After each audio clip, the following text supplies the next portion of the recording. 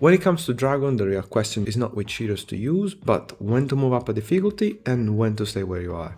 Progression here is not linear, and some thresholds are much steeper than the previous ones. Abyss is misleading because it sits on the same screen, but it's not the next step in Dragon progression. It's a different fight entirely, it's got different mechanics, and much heavier demands on gear and awakenings as well. For most players, it's better to ignore it and focus on Nightmare instead. As a general rule, you want to use your attempts on the most valuable chest you can realistically get. I would suggest against spending both attempts on the same difficulty, because on average more chests tend to be better than forcing a slightly higher one. Now early on you should progress through the first difficulties fairly easy, just by building more level 60s, until you're around the Nightmare 2 and 3.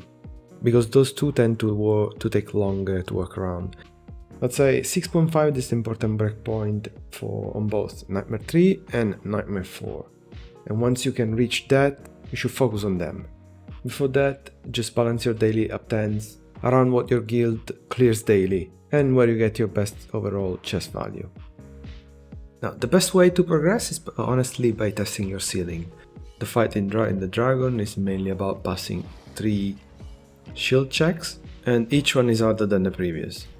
So you run your team, see where it fails, and identify the shields that stop you. On the next attempt, save your ultimates to try and get pushed past it. If it works, great, but if it doesn't, just don't argue with it. Do the most damage you can before that shield and take the best chest available. And then you come back later when your account is stronger, or you got some new heroes that can help you push past it.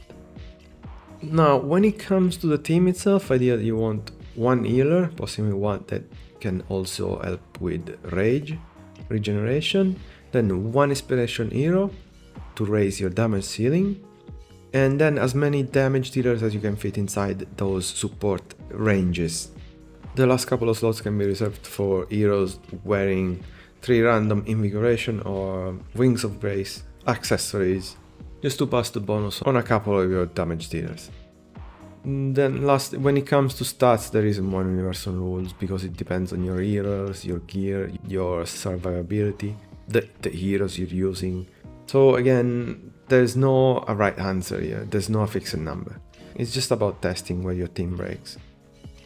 Now that's really the core of Dragon progression. Find the shield, test the cap, and move up when the chests justify it. And that would be all. Very free as always. Now, thank you for watching. You're a legend. I'll catch you in the next one.